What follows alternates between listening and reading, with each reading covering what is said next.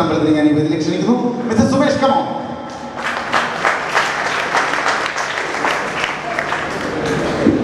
സുമേഷ് സമയമില്ല സുമേഷ്. അവർ വളരെ വളരെ വലിയ ഒരു റിസൾട്ടിന് വേണ്ടി കാത്തിരിക്കുകയാണ്. ആ റിസൾട്ട് കാണുവാൻ വേണ്ടിയാണ് അവർ നിൽക്കുന്നത്. അപ്പോൾ തീർച്ചയായിട്ടും സുമേഷ് സമയം ലാഗിയിരിക്കുന്നു. സുമേഷിൻ്റെ മൈക്ക് കറക്റ്റ് ചെയ്ത് മേടിച്ചിട്ട് സംസാരിച്ചു. ഹലോ ഹലോ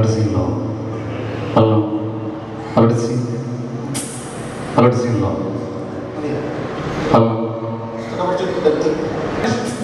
ഇന്ന് ഇവിടുത്തെ ഈ വേളയിൽ സുമേഷ് ഏതെല്ലാം സിനിമാ താരങ്ങളാണ് ഇവിടെ അനുകരിക്കുന്നത് ഒന്ന് പറയാമോ? സിനിമാ താരങ്ങളെ അനുകരിക്കും മുമ്പായിട്ട്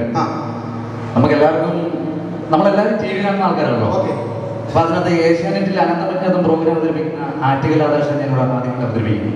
അനന്തം അജ്ഞാതം, അതായത് ഈ ജോത്സ്യം പ്രോഗ്രാം അല്ലേ? അദ്ദേഹത്തിന് ആദ്യമായിട്ട് അവതരിപ്പിച്ചു. ഓക്കെ, എന്തായാലും അനന്തം അജ്ഞാതം എന്ന പ്രോഗ്രാം നിങ്ങൾ കണ്ടു കാണുമെന്ന് എനിക്കറിയത്തില്ല. എന്തായാലും കണ്ടിട്ടുള്ളവർ നല്ലതാണെങ്കിൽ ഈ എളിയ കലാകാരൻ നല്ലൊരു കൈ കൊടുക്കണം. Okay okay. നമസ്കാരം. അനന്തമജ്ഞാതം പരിപാടിയിലേക്ക് എല്ലാവർക്കും സ്വാഗതം. ഇന്നലെ കാലം അത്ര നല്ലതല്ല, പ്രത്യേകിച്ച് എനിക്ക്. ആയില്യ നക്ഷത്രക്കാർക്ക് ഈ വാരം എന്ത് കിട്ടിയാലും ആയില്യ എന്ന് പറഞ്ഞിട്ടിരിക്കും. തിരുവാതിര നക്ഷത്രക്കാർ പൊതുവെ തിരുവാതിര കളിക്കാരായിരിക്കും. അങ്ങനെ തിരുവാതിര കളിച്ച് കുനിയുമ്പോൾ ചിലപ്പോൾ മൂട് കീറാൻ വരെ ഒരു സാധ്യത കാണുന്നുണ്ട്. അങ്ങനെ മൂട് കീറിയ തിരുവാതിരകൾ എവിടെ വെച്ച് നിർത്തി പോകേണ്ടതാണ്. ഭരണി നല്ലതാണ്, ഉപ്പുമാങ്ങ നെല്ലിക്ക ഒക്കെ അച്ചാറിട്ട് വെക്കാം. കുട്ടികളുണ്ടെങ്കിൽ മേഖലയിൽ എവിടെയെങ്കിലും വെച്ച് സൂക്ഷിക്കുന്നത് നല്ലതാണ്. എല്ലാവരും തല്ലിക്കുന്നില്ല. വീണ്ടും അടുത്ത ആഴ്ച കാണാം. നന്ദി, നമസ്കാരം. ഓഡിയൻസിനോട് ചോദ്യം ചോദിക്കാറ് ഞങ്ങൾ പറയുന്നത് വ്യക്തമാകാതിരിക്കുന്നുണ്ടോ? കുഴപ്പമില്ല, കേൾക്കാമല്ലോ. അല്ല, ഞങ്ങൾക്ക് ഇവിടെ റിട്ടേൺ അടിക്കുന്നു. സ്റ്റേജിൽ സംസാരിക്കുന്നതിന്റെ കയറിയിട്ട് അകത്ത് വരുന്നുണ്ടോ? ഓക്കെ, അടുത്ത അതുപോലെ തന്നെ വേറൊരു ആളുണ്ട്, TN ഗോകുമാർ. കണ്ണാടി പ്രോഗ്രാം എല്ലാവരും കാണുന്ന. അപ്പൊ ശരി, കണ്ണാടിയുടെ അവതാരകൻ TN ഗോപകുമാർ. മാന്യ പ്രേക്ഷകർക്ക് കണ്ണാടിയിലേക്ക് ഇന്ന് കൊല്ലം കല്ലുവാതിലുണ്ടായ വിഷമത്തി ദുരന്തത്തെ കുറിച്ചാണ് ആദ്യമായി കണ്ണാടി 36 പേരുടെ മരണത്തിനിടയാക്കിയ കൊല്ലത്ത് നടന്ന മദ്യ ദുരന്തത്തിലൂടെയാണ് കണ്ണാടിയുടെ ഇപ്പോഴത്തെ റിപ്പോർട്ടുമായി പോകുന്നത്. വീണ്ടും അടുത്ത ആഴ്ച കാണാൻ. നന്ദി, നമസ്കാരം. വേറെ നമ്മുടെ ചിരിക്കുട്ടൻ MG ശ്രീകുമാർ. കൂടുതൽ ആമുഖമൊന്നും വേണ്ട കാര്യമില്ല. MG ശ്രീകുമാർ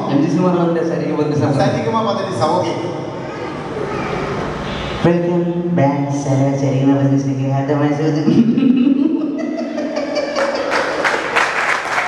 ഇന്ന് ഈ സൈക്കിൾ ബസ്സിൽ പങ്കെടുക്കാൻ വേണ്ടിയിട്ടിരിക്കുന്നത് മലയാള സിനിമയിൽ ഇപ്പോൾ പൊക്കം കൊണ്ട് അദ്ദേഹത്തിൻ്റെ ഒരു ഭാരമായ ശ്രീ കൊച്ചുപ്രേമൻ ചേട്ടനാണ്. ലെറ്റ്സ് വെൽക്കം കൊച്ചുപ്രേമൻ ചേട്ടൻ. ചേട്ടൻ മലയാള സിനിമയിലേക്ക് കടന്നു വന്നത് ഇപ്പോൾ മലയാള സിനിമയിൽ ഒരുപാട് അഭിനയിച്ചു. അന്യഭാഷാ ചിത്രങ്ങളെ വിളിക്കുന്നതിൽ അത് ഈ അന്യഭാഷാ ചിത്രങ്ങളെ വിളിക്കില്ലെന്ന് ചോദിച്ചാൽ സംഗീത ചിത്രത്തിൽ എന്നെ വിളിച്ചതായിട്ടോ പൊക്കവും നീളമില്ലെന്നും പറഞ്ഞ് അവരെന്നെ എടുത്തില്ല. ചേട്ടൻ്റെ ആദ്യ ചിത്രം അത് പിന്നെ പുറത്തിറങ്ങാൻ പറ്റിയില്ല. അതെന്താ ഏട്ടൻ പുറത്തിറങ്ങാൻ പറ്റാത്തത്?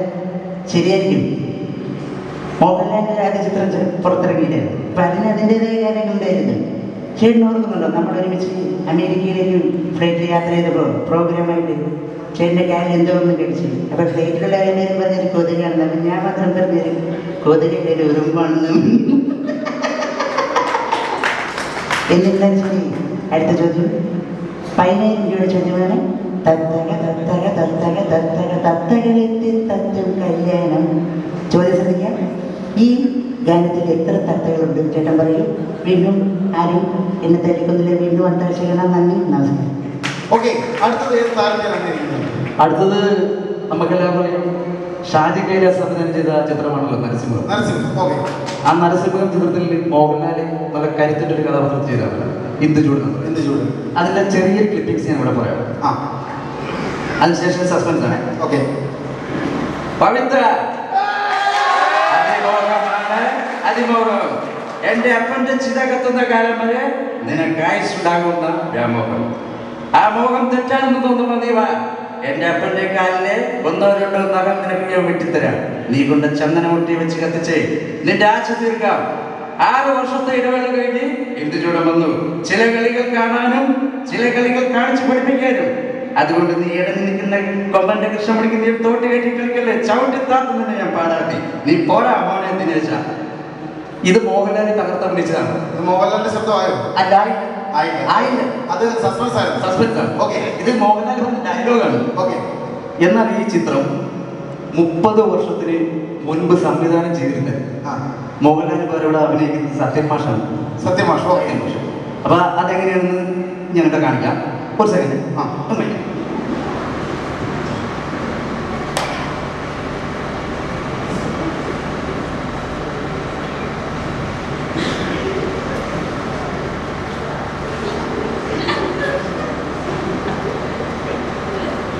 പവിത്ര, അതിമോഹ, എൻ്റെ അതിമോഹം, എൻ്റെ അച്ഛൻ്റെ ചിത കത്തേണ്ട കാലം വരെ നിനക്ക് ആയുസ്സുണ്ടാകും എന്ന വ്യാമോഹം. അത് തെറ്റായിരുന്നു തോന്നുമ്പോൾ നീ വാ. എൻ്റെ അച്ഛൻ്റെ കാലിലെ 2 നഖവും ചിറ്റയുടെ കാലിലെ കുഴിനഖവും കൂടെ ഞാൻ മുറിച്ചു തരാം. നീ കൊണ്ട് മണ്ണെണ്ണ സ്റ്റിക്കൊക്കെ പുറത്ത് വെച്ച് കത്തിച്ചതിൻ്റെ ആശ തീർക്ക്. നീ പോടാ മോനെ ദിനേശ. അടുത്ത് ചെമ്മീനിലൂടെ നമുക്ക് വളരെ സുപരിചിതമായ നടനുണ്ട്. ചെമ്മീൻ സിനിമയിലെ മധു. ഓക്കെ, അദ്ദേഹം അവിടെ ഒരു പാട്ട് പാടുകയാണ്. നമ്മളെന്ന ചിത്രത്തില് ഒരു ഗാനം അവിടെ പാടുകയാണ്.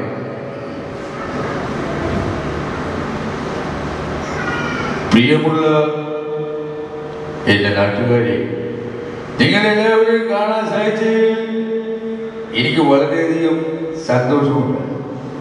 ഏതായാലും വന്നതിന് ഞാൻ ഇവിടെ ഒരു പാട്ട് പാടുകയാണ്. ഒന്ന് കാണാൻ എത്ര നാളായി ഞാൻ കൊതിച്ചു, ഈ മടിയിൽ ചേർന്നുറങ്ങാൻ എത്ര രാവിലെ ഞാൻ നിലച്ചു. ഇനി പഴയ ശരിയാവില്ല. ഉമ്മയുടെ ഇവിടെ നിൽപ്പുണ്ട്. ഉമ്മയുടെ വന്ന് പാടുന്നു. മോളി രാജ, നീ കോളേജിൽ പോകുന്നത് പഠിക്കാനോ അതോ പെണ്ണുങ്ങളെ ശല്യം ചെയ്യാനോ? ഞാൻ പഠിച്ചിരുന്ന കാലത്ത് പലരെ ഞാൻ കളിയാക്കിയിട്ടുണ്ട്, ശല്യം ചെയ്തിട്ടുണ്ട്. എന്റെ മാതാപിതാക്കൾ കൊന്നുകളെ നിന്ന് ഞാനൊരു പാട്ട് പാടാം. ചിറക്കി വെച്ചിരിക്കേ, ഇറക്കി വെച്ചിരിക്കേ, പൊരിച്ച കോഴി മുളക് തേച്ച് ഓംപ്ലേറ്റ് അടിച്ചു വെച്ചിരിക്കേ. ഇനി പാടി ശരിയാവില്ല. നമ്മുടെ ജോക്കർ സിനിമയിലെ സർക്കസ് കമ്പനിയിലെ ഓണർ സീരിയലിലേക്കുള്ള വോയിസ് ആണ്.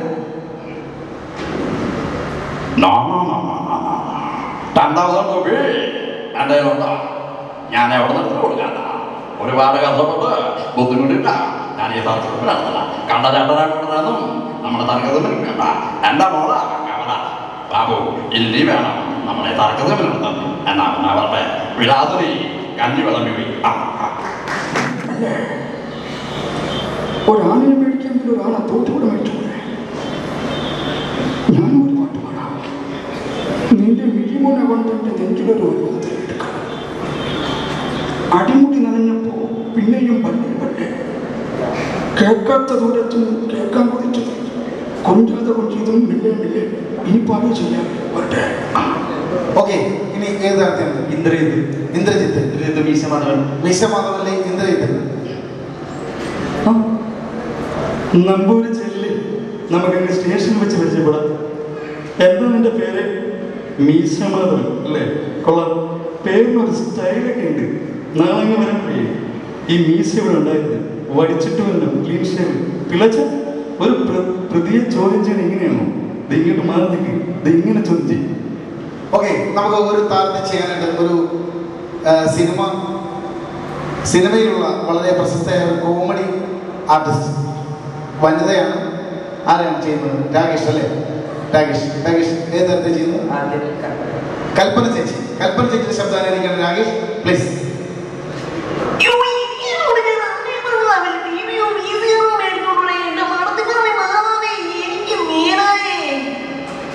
നല്ലതാണെങ്കിൽ നല്ലൊരു കൈ കൊടുക്കുന്ന ഒരാൾ തന്നെയാണ്. ഓക്കെ, അടുത്തത് ഏതാണ്? Bindu Panicker.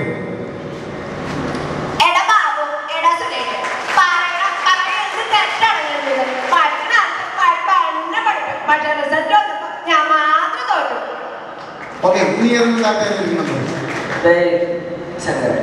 Sankaran.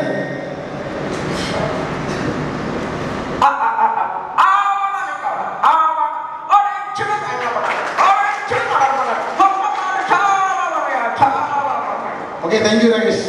Okay, thank you Rakesh. നിങ്ങളുടെ നാട്ടുകാരനാണ്, അപ്പൊ തീർച്ചയായിട്ടും നല്ല കൈ കൊടുക്കാം. അടുത്തത് ഏത് കാര്യത്തിൽ? അടുത്തത് ബാലചന്ദ്രമേനോൻ. ബാലചന്ദ്രമേനോൻ. കുറച്ച് പെട്ടെന്ന് വേണം, കാര്യം അറിയാം, നമുക്ക് അടുത്ത പ്രോഗ്രാമിലേക്ക് കടക്കേണ്ടതുണ്ട്. ഇവർ വളരെ വലിയൊരു റിസൾട്ട് കാത്തിരിക്കുകയാണ്. ഓക്കെ ഓക്കെ ഓക്കെ, എനിക്ക് തൃപ്തിയായി എന്നെ മനസ്സിലാക്കാൻ എൻ്റെ മനസ്സിൻ്റെ എങ്ങനെ മനസ്സിലാക്കി? നിനക്കൊന്നും ആകില്ല. രണ്ടുപേരും അകത്തൊളിപ്പിച്ചിട്ട് ഇല്ലാതാക്കി നീ എൻ്റെ മുന്നിൽ വന്നി നാടകമേ എന്ന് വേണം എനിക്ക് ചോദിക്കാം. ഏതായാലും നിങ്ങളെല്ലാവരും എനിക്ക് ഒരുപാട് ഇഷ്ടമാണ്. എൻ്റെ അമ്മയാണ് സത്യം. പിന്നെ വേറെ സംഭവം എന്ന് പറഞ്ഞാൽ നമ്മളെയൊക്കെ വിട്ടുപിരിഞ്ഞു പോയ ഒരു നടന്മാരുണ്ടല്ലോ. നമ്മളെല്ലാം വിട്ടുപിരിഞ്ഞു പോയ കുറച്ച് നടന്മാർ പല ലോകത്ത് വെച്ച് കണ്ടുകൊണ്ട്. അല്ല, അത് ഓരോരുത്തരെ പെട്ടെന്ന് അവതരിപ്പിച്ചു. അല്ല, അതൊരു ചേഞ്ച് ആണ്, പെട്ടെന്നുള്ള സംഭവം. ഓക്കെ, ശരി.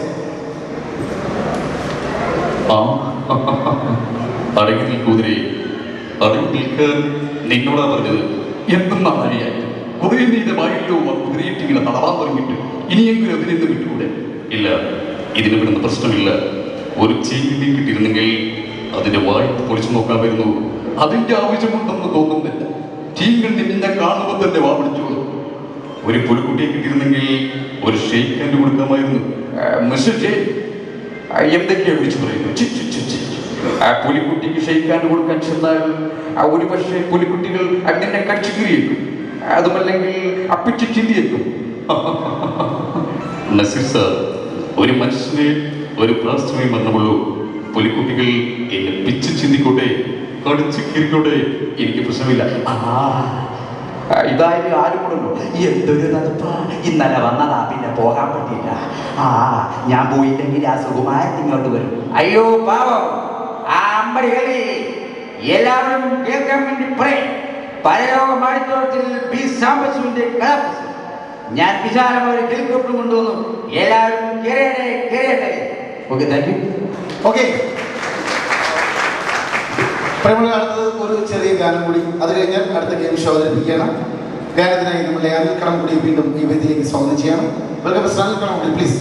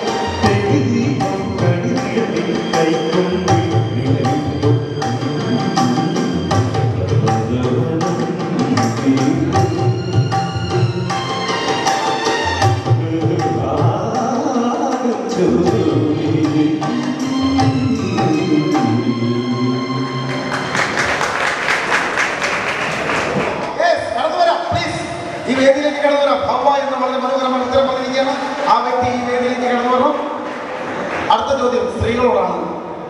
കഴുകും തോറും ചീത്തയായിക്കൊണ്ടിരിക്കുന്ന ഒരു വസ്തുവിന്റെ പേര്. സ്ത്രീകളാണല്ലേ? Very good. അപ്പോൾ വെള്ളം എന്ന് പറഞ്ഞ ചേട്ടൻ ഈ വേദിയിലേക്ക് കടന്നു വരാം പ്ലീസ്. വെള്ളം എന്ന് പറഞ്ഞ ചേട്ടൻ ഈ വേദിയിലേക്ക് കടന്നു വരാം. പെട്ടെന്ന് പ്രോഗ്രാം അവതരിപ്പിക്കണമെന്നാണ് പെട്ടെന്നുള്ള എളുപ്പമുള്ള ചോദ്യങ്ങൾ ചോദിക്കുന്നത്. അടുത്ത ഇതാണ്, ഒരു മരത്തിന്റെ രുചിയുടെ പേരിലാണ് ആ മരം അറിയപ്പെടുന്നത്. അതേത് മരം? ചില ചേച്ചിമാരൊക്കെ ഉത്തരം പറയണ്ട, കാര്യം ഞാൻ കണ്ടു കഴിഞ്ഞാൽ സൈഡിലേക്ക് പറഞ്ഞു വന്നാലല്ലേ. പുളി, ഈ ചേച്ചി ഉത്തരം പറഞ്ഞിരിക്കുകയാണ്. ചേച്ചി വേദിയിലേക്ക് കടന്നു പ്ലീസ്. നല്ലൊരു കൈ കൊടുക്കൂ. ഷേർലി അല്ലേ? ഷേർലി ചേച്ചി വളരെ മനോഹരമായി ഉത്തരം പറഞ്ഞിരിക്കുകയാണ്. പ്ലീസ് കിടന്നു വരൂ. നല്ലൊരു കൈയടി പ്ലീസ്. പോരാ. അടുത്ത ചോദ്യം ഇതാണ്, കള്ളന്മാർ എന്തുകൊണ്ടാണ് നമ്മളുടെ വീടുകളിൽ കയറി വന്ന് മോഷ്ടിക്കുന്നത്? ചോദ്യം ശ്രദ്ധിച്ച് കേൾക്കുക. കള്ളന്മാർ എന്തുകൊണ്ടാണ് നമ്മളുടെ വീടുകളിൽ കയറി വന്ന് മോഷ്ടിക്കുന്നത്? ഇല്ല, ഉത്തരം പൂർണ്ണമല്ല. കാലുകൊണ്ട് ഉത്തരം പറഞ്ഞ ചേട്ടൻ ഒന്ന് എഴുതില്ലേ? എല്ലാവരും ഒന്ന് കാണും, അവിടെ തന്നെ ഇരുന്നു. കള്ളന്മാർ, ഞാൻ ചോദിക്കുന്ന ചോദ്യം വ്യക്തമായി കേൾക്കുക. കള്ളന്മാർ എന്തുകൊണ്ടാണ് നമ്മളുടെ വീടുകളിൽ കയറി വന്ന് മോഷ്ടിക്കുന്നത്? വീട് അങ്ങോട്ട് ചെല്ലാത്തതുകൊണ്ട് പ്ലീസ് കം. നമ്മളുടെ വീട് അങ്ങോട്ട് ചെല്ലാത്തതുകൊണ്ടാണ് കള്ളന്മാർ നമ്മുടെ വീടുകളിൽ കയറി വന്ന് മോഷ്ടിക്കുന്നത്. അടുത്ത ചോദ്യം വളരെ സീരിയസ് ആണ്, വളരെ ഇന്റലിജൻസ് ആയ ഒരു ചോദ്യമാണ് ചോദിക്കുന്നത്. ഇന്റലിജന്റ് ആയ ഒരു ചോദ്യം. എല്ലാവർക്കും അറിയാം യൂണിഫോം എന്നാൽ എന്താണെന്ന്. പലരും പറയാറുണ്ട്, എൻ്റെ മോൻ യൂണിഫോം ഇടത്തില്ല, എൻ്റെ ചേട്ടൻ യൂണിഫോം ഇടാതെ പോയത്, എൻ്റെ സാറ് യൂണിഫോം ഇട്ടില്ല, അങ്ങനെ പറയാറുണ്ട്. പോലീസ് യൂണിഫോം, സ്കൂൾ യൂണിഫോം എല്ലാം പറയാറുണ്ട്. എന്നാൽ യഥാർത്ഥത്തിൽ യൂണിഫോമിന്റെ മലയാള അർത്ഥം എന്താണ്? മലയാള വാക്ക് സൈലന്റ് ആയി. യൂണിഫോം എല്ലാവരും പറയാറുണ്ട്. എന്താണ് യൂണിഫോം? മലയാളം പറയൂ. മലയാളത്തെ ഒരുപാട് സ്നേഹിക്കുന്ന ആളുകൾ ഇവിടെ ഉണ്ടെന്ന് ഞാൻ വിശ്വസിക്കുന്നു. Uniform please. ആരുമില്ലേ പറയാൻ? ഉത്തരം പറഞ്ഞ് സ്റ്റേജിലേക്ക് വന്നൊന്ന് പേടിച്ചിട്ടാണോ? ചോദ്യം നിർത്തും, പിന്നെ ഞാൻ പേര് വിളിക്കും, സ്റ്റേജിലേക്ക് വരേണ്ടി വരും. Uniform please. അറിയില്ല? ഒരു ക്ലൂ അങ്ങനെ തരാൻ പാടില്ല നിങ്ങൾക്ക്. ക്ലൂ എന്ന് പറഞ്ഞു, ഒരു ക്ലൂ കൊടുക്കാൻ. യൂണിഫോം ഒരുപോലെയുള്ള, കുഴപ്പമില്ല, കയറി വരാം. എന്റെ യഥാർത്ഥ വാക്ക് ഞാൻ പറഞ്ഞുതരാം പ്ലീസ്. ഐക്യരൂപത്തോട് കൂടിയത്, അതാണ് യൂണിഫോമിന്റെ മലയാള വാക്ക്. ഐക്യരൂപത്തോട് കൂടിയത്. ഒരുപോലെയുള്ള എന്ന് പറഞ്ഞാൽ വേദിയിലേക്ക് കടന്നു വരാം. ചേച്ചിമാർ കുറച്ചേ കയറി വന്നുള്ളൂ. അടുത്ത ചോദ്യം. 4 ചോദ്യങ്ങൾ ഞാൻ ചോദിക്കുമ്പോൾ അതിൽ നിന്നും മൊത്തത്തിൽ കിട്ടുന്നത് ഒരു ഉത്തരവായിരിക്കും. 4 ചോദ്യങ്ങൾ ഞാൻ ചോദിക്കുമ്പോൾ അതിൽ നിന്നും മൊത്തത്തിൽ ഒരു ഉത്തരവേ കിട്ടും. ചോദ്യം ഇതാണ്, രാത്രിയിൽ വിരിയുന്ന പൂവ്, ക്രിസ്ത്യാനികളുടെ ആരാധനാലയത്തിന്റെ പേര്, സീതാദേവിയുടെ ഭർത്താവിന്റെ പേര്, രാത്രി ഉദിക്കുന്ന നക്ഷത്രത്തിന്റെ പേര്. മുല്ലപ്പള്ളി രാമേന്ദ്രൻ. എല്ലാവരും പറഞ്ഞു. ആരൊക്കെയാണ് പറഞ്ഞു? പറഞ്ഞവരൊക്കെ ഈ വേദിയിലേക്ക് കടന്നു വരും പ്ലീസ്. പ്ലീസ്. ഇവിടെ 2 ചേച്ചിമാർ പറഞ്ഞു പ്ലീസ്. മുല്ലപ്പള്ളി രാമേന്ദ്രൻ ഉത്തരം പറഞ്ഞാൽ ഈ വേദിയിലേക്ക് കടന്നു വരാം പ്ലീസ്. നിങ്ങൾ ആരും ഈ വേദിയിൽ വന്ന് ആരുമില്ല, വരുന്നില്ല. ഫാദർ, ഞാൻ എന്ത് ചെയ്യും? അവർക്ക് വേണ്ടിയുള്ള സാരിയാണ് ഇവിടെ ഞാൻ വെച്ചിരിക്കുന്നത്. അപ്പൊ അത് വാങ്ങിക്കാൻ ഞാൻ ചോദ്യങ്ങൾ ചോദിച്ചിട്ട് ഉത്തരം പറയുന്നില്ല. ഇല്ല. ഇനി ധൈര്യപൂർവ്വം ഈ വേദിയിലേക്ക് കടന്നു വരാവുന്ന ഏതെങ്കിലും ചേച്ചിമാർക്കും നോക്കട്ടെ. ഇവിടെ ഈ കൈപ്പട്ടൂരിൽ ധൈര്യമുള്ള എത്ര ചേച്ചിമാർക്കും അറിയട്ടെ? ഇവിടെ ആണുങ്ങൾക്ക് ധൈര്യമുണ്ടെന്ന് കാണിച്ചു തന്നു. ഇനി പെണ്ണുങ്ങൾക്ക് ധൈര്യമുള്ള ആരൊക്കെ ഉണ്ടെന്ന് നോക്കുക. ഒരു 4 സ്ത്രീകൾ പെട്ടെന്ന് എഴുന്നേറ്റ് ഇതിലേക്ക് വരൂ. പ്ലീസ് നല്ല കൈയടി കൊടുക്കൂ. നല്ല കൈയടി. ഒരു 2 പേരോടി ഈ പ്രോഗ്രാം വളരെ മനോഹരമാക്കുന്നതിന് വേണ്ടിയാണ് ഞാൻ അവരെ വേദിയിലേക്ക് ക്ഷണിക്കുന്നത്. യെസ്, വന്നു കഴിഞ്ഞു. എല്ലാവരും വരും. ഇവിടെ വന്നവർക്ക് ഇങ്ങോട്ട് കയറി പോരും പ്ലീസ്. എന്തായാലും മതി. ദേ വരുന്നു. ആ അല്ലേ, ഓക്കെ പ്ലീസ് കം ഓൺ. അവിടെ നിൽക്കാതെ വേദിയിലേക്ക് വരൂ.